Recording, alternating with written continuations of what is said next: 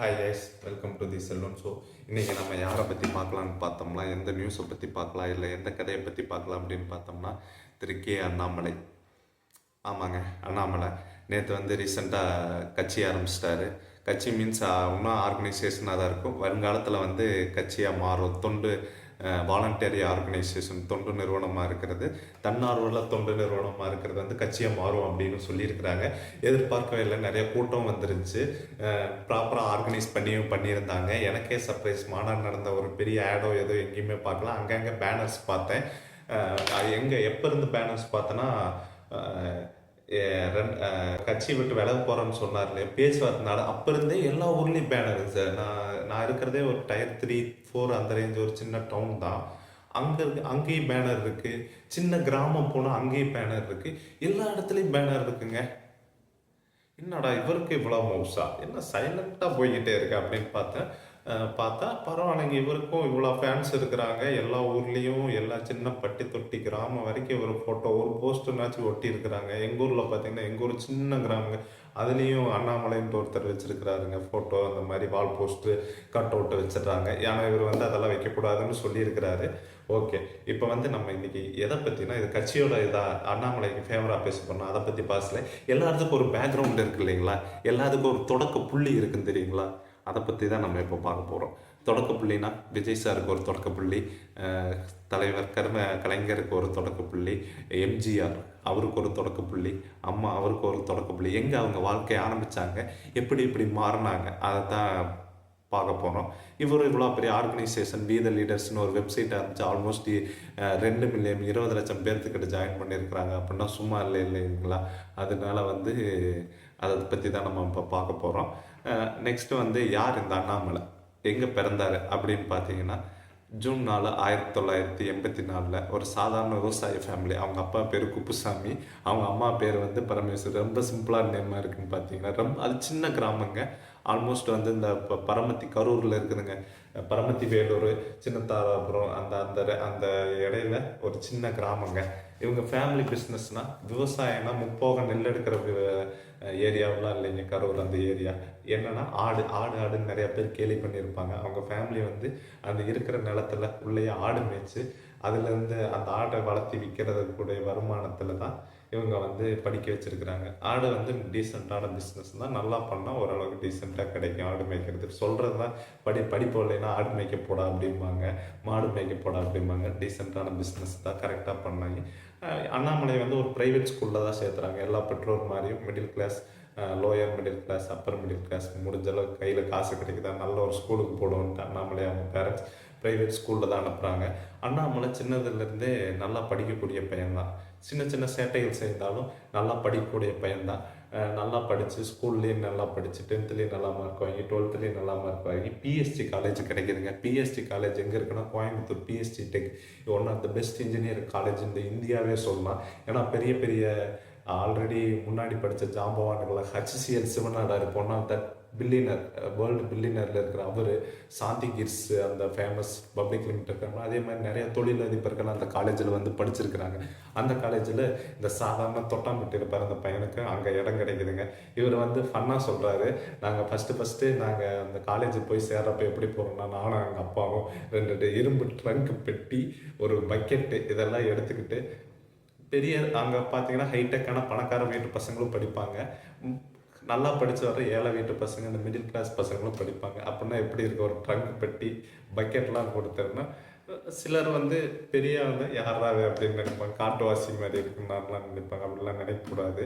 இவங்களுக்குள்ளே ஒரு சுப்பீரியாரிட்டி காம்ப்ளெக்ஸ்லாம் இருக்குது, inferiority complex எல்லாம் எனக்கெல்லாம் அப்படி இருந்துச்சு. அதையும் பீட் பண்ணி காலேஜ்லேயும் நல்லா படிக்கிறாருங்க. காலேஜ்லேயும் எப்படின்னா, அங்கேயும் டாப்பர் தாங்க. ஆல்மோஸ்ட் ஃபஸ்ட் கிளாஸில் தான் பாஸ் பண்ணுறாரு, மெக்கானிக்கல் இன்ஜினியரிங்கு. அங்கேயே அவருக்கு லவ் செட் ஆகி அவங்க வருங்கால ஒய்ஃப் அங்கேயே மீட் பண்ணுறாங்க, காலேஜ்லேயே மீட் பண்ணுறாங்க. காலேஜ் முடித்தோடனே இவருக்கு அப்போல்லாம் ஐடி பூம் இல்லைங்களா, அவர் படிக்கிறது ஆல்மோஸ்ட் 2008 அந்த ரேஞ்சில் காலேஜ் முடிக்கிறது. அப்போ வந்து ஐடி பூம் இருக்குது இல்லைங்களா. ஐடி பூம்னா ஐடி வேலை கிடச்சா லைஃப் செட்டில்டு அப்படின்ட்டு வந்து இருந்திருக்கலாம் இல்லைங்களா. ஆனால் அவர் ஐடிக்கு போகலைங்க, வீட்லேயே போடா அப்படின்ட்டு இருக்கிறாரு அவங்க அப்பா. ஆனால் அவர் வந்து போக மாட்டேன்ட்டார். தம்பி வேலையெல்லாம் நீங்கள் வந்துடாத ராசா அப்படின்னு சொன்னதா அவரும் சொல்கிறாரு. இவரும் வீட்டுக்கும் போக முடியாமல் இங்கேயே அவரோட வாத்தியாரோட கோச்சிங் கிளாஸில் வந்து சேர்ந்து அங்கே வந்து மாதம் வந்து ஒரு 6000 ரூபா சம்பளத்துக்கு சேர்றாரு. சேர்ந்து அங்கேயே எக்ஸாமுக்கு ஐஏஎம் படிக்கலாம் நெக்ஸ்ட்டு. கார்ப்பரேட்டில் போனால் நம்ம ஃபீல்டு இருப்போமான்னு தெரியல. அவருக்கு இன்னொரு ஆசை, எம்பிஏ படிக்கலான்ட்டு ஒரு ஆசை. அந்த எம்பிஏவில் கேட் எக்ஸாம்லேயும் ஆல்மோஸ்ட் 99% எடுத்து பாஸ் ஆகிறாருங்க. அந்த கேட் வந்து டாப் 1% தான் போக முடியுங்க. அது போகிறது அவ்வளோ தான். அங்கேயும் படித்து அங்கேயும் ஐடி இதில் ஐஏஎம் லக்னோவில் போய் சேர்றாருங்க. அங்கே போனது அவருக்கு இன்னொரு எக்ஸ்போசர் கிடைக்கிது. பெரிய பெரிய பிஸ்னஸ் பீப்புளெலாம் அங்கே படிக்க வருவாங்க. பெரிய பெரிய டாப் கிளாஸ், இந்தியாவிலேயே டாப், வேர்ல்டுலேயே டாப் ப்ரொஃபஸர்ஸ் எல்லாம் கூட்டிகிட்டு வந்து பாடம் எடுப்பாங்க. அங்கே வந்து அவருக்கு இன்னும் எக்ஸ்போசர் இது கிடைக்கிது. ஆனால் அவருக்கு வந்து இந்த கார்ப்பரேட் உலகத்துக்குள்ளே போக வந்து அவர் போனார்னா almost 3 lakh per month per lakh per month ஸ்டார்டிங்கில் போகிற அளவுக்கு பொட்டன்ஷியல் உள்ள ஆள். ஐஏஎம்மில் படிச்சுட்டு வெளியே வர்றது வந்து சாதாரண இல்லை. லோன் வாங்கி தான் படிக்கிறாரு. லோனு கிடச்சிருது. ஆனால் அந்த வேலையை வேணாங்கிறாருங்க. அங்கே ஐஏஎம்ல நான் சிவில் சர்வீஸ் படித்து மக்களுக்கு சேவை செய்வேன் அப்படிங்கிறாருங்க. யாருங்க இவர்? அவங்க வீட்டில் அவங்க அப்பாவெல்லாம் சொன்னதாக சொல்கிறாரு. எங்கள் அப்பாவெல்லாம் எனக்கு நான் போவேன் திருப்தியே இல்லை, நான் அப்போவே கிடச்சி டிசிஎஸ்க்கே போயிருக்குன்னு தான் சொன்னார். இது மறுபடியும் ரிஸ்க்காக இல்லைங்களா? ஒரு வருஷம் சிவில்ஸ் ஐஏஎம்லாம் கிடைக்கலன்னா அப்புறம் ஒரு வருஷம் வேஸ்ட்டாக போயிடும் இல்லைங்களா? அதையும் கிடச்சி ஐஏஎம் பாஸ் பண்ணுறாருங்க. அங்கே வந்து அவருக்கு வந்து ஒரு பொலிட்டிக்கல் வித்தியாசமாக பண்ணுவோம். எல்லோரும் கம்பெனிக்கு போய் தான் இன்டர்ன்ஷிப் பண்ணுவாங்க. ஆனால் இவர் என்ன பண்ணுறாருன்னா அங்கேயும் போய் ஏதாச்சும் வித்தியாசமாக பண்ணுவோம் இன்டர்ன்ஷிப் அப்படின்ட்டு பொலிட்டிக்கல் இன்டர்ன்ஷிப் போகிறாருங்க. அது யாருக்காச்சுன்னா கேப்டன் தான் இவரோட குருவும் கூடங்க. சார் நினச்சாலே விஜய் சிஎம் சார் இருக்கிறாரு இல்லைங்களா, விஜய் அவர்களுக்கும் கேப்டன் வந்து ஒரு வழிகாட்டியாக இருந்திருக்கிறாரு. எங்கே டாட் கனெக்ட் ஆகுது பார்த்தீங்களா? ஐஏஎம்மில் இருக்கிற ஒரு ஸ்டூடெண்ட்டு கரூர்லேருந்து தொட்டாம்பட்டியிலேருந்து போனது ஐஏஎம் போய் அங்கே பொலிட்டிக்கல் இன்டர்ன்ஷிப் பண்ணலாம் அப்படின்னு சொல்லி வித்தியாசமாக இது வரைக்கும் யாருமே பொலிட்டிக்கல் இன்ட்ரெஸ்ட் பண்ணியிருக்க மாட்டாங்க. எனக்கு தெரிஞ்ச ஐஏஎம்மில் படிக்கிறவங்க எல்லாருமே பெரிய பெரிய கார்ப்பரேட்டு தான் போகணும். இவர் வித்தியாசமாக தமிழ்நாட்டில் இருக்கிற ஒரு கட்சி, பெரிய கட்சியில் சேர்த்துருக்க மாட்டாங்க. ஏடிஎம்கே டிஎம்கே அப்போ வந்து பெரிய கட்சி, அப்போ வந்து சேர்த்திருக்க மாட்டாங்க. நம்ம கேப்டனுக்கு தான் பரந்த மனசாச்சு, இவரை வந்து சேர்த்திக்கிறாங்க. இன்டர்ன்ஷிப் தானே, பெருசாக இன்டர்ன்ஷிப்னா பெருசாக சேலரி கிடைக்காது. அங்கே என்னென்ன நடக்குது, எப்படி ஃபண்டை மேனேஜ் பண்ணுறாங்க, எப்படி கூட்டம் போடுறதுக்கெல்லாம் மேனேஜ் பண்ணி ஃபண்டை மேனேஜ் பண்ணுறாங்க, ஒரு பிளானிங் தான் உள்ள அது கற்றுக்கிறாருங்க. அது கற்றுட்டு வெளியே வர்றப்பவே இவர் சப்சிக்வெண்ட்டாக இப்போ எம்பிஏ படிச்சுக்கிட்டு இருக்கிறாரு இல்லைங்களா, அதுவே பெரிய கஷ்டம். இந்த சிவில் சர்வீஸ்க்கும் ரெடி பண்ணுறாருங்க. ரெடி பண்ணி அதுலேயும் இந்த கரெக்டாக எம்பிஏ முடிக்கிறப்ப அதையும் பாஸ் பண்ணிடுறாருங்க. எவ்வளோ மார்க்குன்னு கேட்டிங்கன்னா, ஆல் இந்தியா ரேங்கிங் எவ்வளோன்னு கேட்டிங்கன்னா 244ங்க. ஆனால் இவர் ஆசை வந்து ஐஏஎஸ் போகணும். ஐஏஎஸ்னால் ஒரு 200 இதுக்குள்ளே தான் இருக்கணும். ஆனால் கொஞ்சம் மிஸ் ஆகி ஐபிஎஸ். ஆனால் ஐபிஎஸ் வந்து இவர் வந்து ஐபிஎஸ் தான் இவரை தேர்ந்தெடுத்து கரெக்டான மேட்சுங்க. இவர் ஹைட்டு வெயிட்டு 6 ஃபீட் உள்ள ஆள். அதே மாதிரி ப்ராடான ஷோல்டரு, ஒல்லியாக அப்போ இருக்கிறவர் வந்து ஒல்லியாக நல்லா ஃபிட்டாக போலீஸ் மாதிரி இருப்பாருங்க. இவர் அந்த கரெக்டாக அந்த மேட்சிங் ஆயிடுச்சு. காக்கி சட்டை இவரோட இதுக்கு வந்து மேட்சிங் ஆயிடுச்சுங்க. அடுத்து வந்து உள்ளே போயிட்டு அங்கே வந்து டேராடூனில் வந்து அவருக்கு வந்து கோர்ஸ் தான். ஐபிஎஸ்ன்னு இப்போ பாஸ் ஆகிறது பெரிய விஷயம். பாஸ் ஆனாலும் அங்கே போய் நீங்கள் ஜாலியாகலாம் இருக்க முடியாது. அங்கே வந்து ட்ரைனிங்கு, உங்களுக்கு காலேஜ் சிலபஸ் மாதிரி ஒரு கோர்ஸ் முடிக்கிற மாதிரி அந்த அட்மினிஸ்ட்ரேட்டிவ்லாம் நடத்துவாங்க. மிசோரியில் தனி ஒருவனில் பார்த்துருப்பீங்க. அங்கே போய் அங்கே என்னாச்சு, சரி ஐபிஎஸ் கிடச்சிருச்சுல்ல, ஏதாச்சும் ஒரு போஸ்டிங் ஏன் கிடச்சா சரி. அங்கே போயும் முடிக்கிறப்ப அவர் ஃபஸ்ட்டு ரேங்குங்க ஐபிஎஸ் கேடரில். எப்படி தான் இப்படி படிக்கிற புத்தக புழுவாக இருந்திருக்கிறாரு போலங்க. அங்கே போய் ஃபஸ்ட் ரேங்க் எடுத்து முடிச்சுட்டு இவர் சவுத்துலேயே போஸ்டிங் கிடைக்கிது. அது தமிழ்நாட்டு பக்கத்தில் மைசூர், கூர்க்குலேயே ஒரு ஃபஸ்ட்டு போஸ்டிங்க. அங்கே ட்ரைனிங் எல்லாம் முடிச்சுட்டு அங்கே போஸ்டிங் போனோன்னே அங்கே போய் சும்மா இல்லைங்க, 3 வருஷத்துக்குள்ளே கர்நாடகா சிங்கமாக மாறிடுறாருங்க. ஏன்னா எல்லாமே கட் அண்ட் ஸ்ட்ரெயிட்டு தான். இவருக்கு வந்து ஒளிஞ்சு மறைஞ்சு வளைஞ்செல்லாம் வார தெரியாது போலங்க. எல்லாம் அங்கே போனால் ஏதாச்சும் ஒரு டிஃப்ரென்ஸ் மேக் பண்ணணும்னு அந்த உள்ள அந்த ஃபயர் இருந்துக்கிட்டே இருக்கும் போல். அங்கே போயும் கர்நாடகா சிங்கம்னு பேர் வாங்குறாரு. எந்த ஊழல், எந்த மிஸ் அண்டர்ஸ்டாண்டிங், மக்களால் ரசிக்கப்படுறாரு. ஏன்னா உடனுக்குடைய களத்தில் நின்று கிரவுண்டில் நின்று வேலை செய்யறதுனால அந்த மக்களே சேர்ந்து கர்நாடகா சிங்கம்னு பேர் வைக்கிறாங்க. பழைய வீடியோவெல்லாம் வேணாலும் கூட பார்த்துருப்பீங்க. அவர் எப்படி எகிரி அடிக்கிறாரு, எகிரி பேசுகிறாரு. இதெல்லாம் நெக்ஸ்ட்டு வந்து பார்த்தீங்கன்னா அது முடிச்சுட்டு அதே மாதிரி பெங்களூரில் கொஞ்ச நாள் ஒர்க் பண்ணுறாரு. இடையில வந்து அவருக்கு வந்து இப்போ ஐபிஎஸ்ஸே ஆனாலும் பெரிய போஸ்டிங் தான் இருக்கிறதுல. ஆனால் அங்கேயும் வந்து ஒரு லிமிட்டேஷன் இருக்குது இவருக்கு. என்ன லிமிட்டேஷன்னா, அதான் அவரோட இது பண்ண முடியாது இல்லைங்களா. பொலிட்டிக்கல் ப்ரெஷர் இருக்கும். அதுக்கு ஒரு லிமிட் தான். ஐபிஎஸ்ஸாக இருந்தாலும் நீங்கள் எல்லாமே உங்களுக்கு பிடிச்ச மாதிரி பண்ண முடியாது. அங்கே லிமிட் இருக்குது. அதை வந்து உணர்றாரு. உணர்ந்தோடனே நம்மளுக்கு எல்லையே கிடையாதுன்னு ஐபிஎஸ் வேலையும் ஒரு ராஜினாமா பண்ணுறாருங்க 2019. எப்படிங்க அவங்க அப்பா அப்பவும் வேணாம்னு தான் சொல்கிறாரு. ஏன்னா அவங்க வந்து ஒரு சின்ன ஃபேமிலியாக இருந்தவங்க, இவ்வளோ பெரிய பையன் போஸ்டிங் போயிட்டா அதை அப்படியே மேனேஜ் பண்ணி ஓட்டி ரிட்டையர் ஆக வேண்டியதுன்னு அவங்க எல்லா வீட்லேயும் அப்படி தான் நினைப்பாங்க. ஒரு சின்ன சின்ன கிராமத்தில் சின்ன விவசாய குடும்பம் அப்படி தான். இவங்க தான் ஆக்சுவலாக ஃபஸ்ட்டு கிராஜுவேட். இவங்களும் எங்கள் அக்கா, இவங்களுக்கு கூட பிறந்த அக்கா ஒருத்தருங்க. இவங்க தான் ஃபஸ்ட்டு. அவங்க அப்பா அம்மாவெலாம் பெருசாக டிகிரியெல்லாம் வாங்கினாங்க.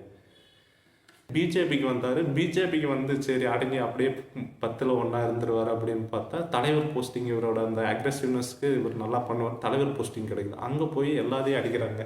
மற்ற ஆல்ரெடி இருந்த தலைவர்கள் எல்லாம் ட்ரோல் பண்ணாங்க மீடியாஸ் எல்லாம். எப்படின்னா ராஜா, தமிழிசை, இதை வந்து பிஜேபிக்குன்னு இவரை வந்து ட்ரோலே பண்ண முடியும். இவர் வந்து எல்லாத்தையும் எகிரி அடிக்கிறாரு. ப்ரெஸ் மீட்ல எல்லாம் கரெக்டான தகவல் பாயிண்ட்டாக துள்ளி விவரமாக அடிக்கிறாங்க. அதனால படித்தவங்களாம் இவருக்கு ஒரு ஃபேன்ஸ் ஆகிறாங்க. ஏன்னா ஐபிஎஸ் போஸ்டிங்கில் இருந்தவர் எது கரெக்டாக எது தப்புன்னு தெளிவாக பேசுகிறார். அதனால இவருக்கு ஒரு ஃபாலோவர்ஸ் வந்து கட்சியை தாண்டி ஒரு ஃபாலோவர்ஸ் வந்து சேர்றாங்க. இவர் தான் பிஜேபிங்கிற மாதிரி மாறுது. அப்புறம் வந்து உள்கட்சி விவகாரம், வெளிக்கட்சி விவகாரம், கூட்டணி விவகாரத்தால் இவரோட தலைவர் பதவி போகுதுங்க. லாஸ்ட்டாக இப்போ ரீசன்ட் 2025 வந்து தலைவர் பதவி போகுது எலெக்ஷனுக்கு முன்னாடி. அதுக்கப்புறம் எலெக்ஷன்லேயும் நிற்கலை. எலெக்ஷன்லேயும் இதுக்கு முன்னாடி பிஜேபி கூட நின்று தோல்வி அடைஞ்சார். ஆடுன்னெலாம் கேலி பண்ணாங்க. என்னதான் கேலி பண்ணி இதை பண்ணாலும் அடுத்து வந்து இந்த எலெக்ஷனில் சைலண்ட்டாக தான் இருந்தார். ஃபஸ்ட்டு ஓப்பனாக எதிர்த்தார். ஏடிஎம்கேவி டிஎம்கேவி ஓப்பனாக எதிர்த்தார். அதுவே இவருக்கு பேக் ஃபயர் ஆச்சுன்னு சொல்லலாம். முடிச்சுட்டுங்க இப்போ வந்து தனி கட்சி ஆரம்பித்தார். அதில் மக்கள் 20 லட்சம் பேர் சேர்ந்தாங்க. ஒரு நிற்காமல் போய்கிட்டே இருக்கிறாரு பார்த்தீங்களா. அது இல்லாமல் நேற்று என்ன பாயிண்ட்டாக பேசினாருன்னா, நம்ம வந்து ஒரு வாலண்டியர் ஆர்கனைசேஷன், நம்ம இப்போ புதுசாக வந்து ஆட்சிக்கு வந்திருக்கிறாங்க டிவிக்கு, அவங்கள வந்து நம்ம குறை சொல்லக்கூடாது. அவங்களே இப்போ பல வருஷம் கழித்து ஒரு புது ஆட்சி மாற்றம் வந்திருக்கு. நம்மளும் எப்படி பெட்டராக பண்ணுவோம்னு சொல்லணும். நம்ம வந்து அரசியல் கட்சியாக மாறுவது உறுதி, 2031 இலக்குன்னு சொல்லிட்டாருங்க. சொல்லி ஆரம்பித்து பிள்ளையார் சொல்லி போட்டாருங்க. எல்லாத்துக்கும் நன்றி சொல்லி அது இலக்கு 31 சொல்லிட்டாங்க. எனக்கு என்ன இதில் ஒரு ஆச்சரியமான விஷயம், இது வந்து லக்கா இல்லை வந்து ஹார்ட் ஒர்க்கா அப்படி இருந்தாங்க. இவர் வந்து கட்சியில் ஜெயிக்காது அதெல்லாம் ரெண்டாவது விஷயம். மக்கள் இவங்களுக்கு ஆதரவு தருவாங்களாம். விஜய் இருக்கிறார்களே, விஜய் அவரும் வருவார்னு நான் நம்ப கூட இல்லைங்க. இப்படி ஜெயிச்சார். மக்கள் ஆதரவு இவருக்கு கிடைக்குமா? இவரோட உழைப்பு இவருக்கு கிடைக்குமா? ஒரு ஐபிஎஸ்ஸாக இருந்து எதையுமே காம்ப்ரமைஸ் பண்ணாமல் ஒரு பிஎஸ்டி காலேஜில் போய் டிசிஎஸ் வேலையில் போய் பெரிய டாப் லெவல் மேனேஜராக இருந்திருக்கலாம், அதையும் ஏற்றுக்கல. எம்பிஏ முடிச்ச வரைக்கும் டாப் லெவல் ஹையஸ்ட் சேலரி போய்க்கலாம், அதையும் ஏற்றுக்கல. சிவில் சர்வீஸ் படித்தார். சிவில் சர்வீஸ் படித்து அங்கேயே வாழ்க்கையோட அதையும் ஏற்றுக்கல.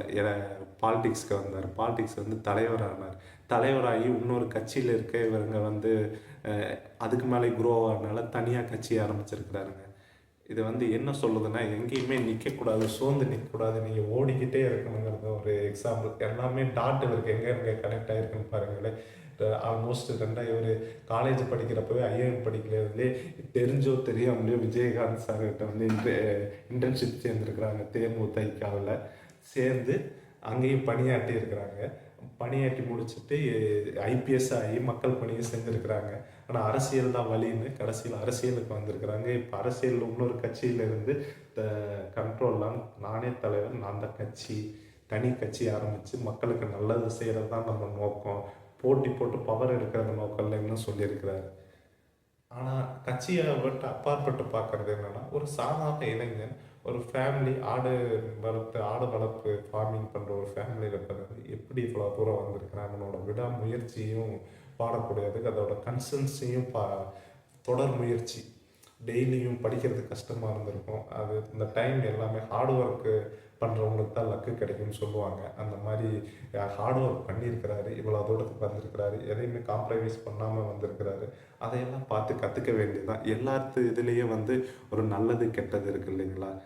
அது மாதிரி வந்து நல்ல பாயிண்ட்டை வந்து எல்லாத்துக்கிட்டேயும் இருந்து எடுத்துக்கணும். எல்லாத்துக்கிட்டேயும் ஒரு நல்ல பாயிண்ட் இருக்கும். அதனால வந்து இவர்கிட்ட இருந்து என்ன நல்ல பாயிண்ட் இதாங்க, விடாமுயற்சி. இவ்வளோ பெரிய ஆளுக்கு வந்து எதுக்குமே காம்ப்ரமைஸ் பண்ணாமல் அடுத்தது போகிறாரு இல்லைங்களா?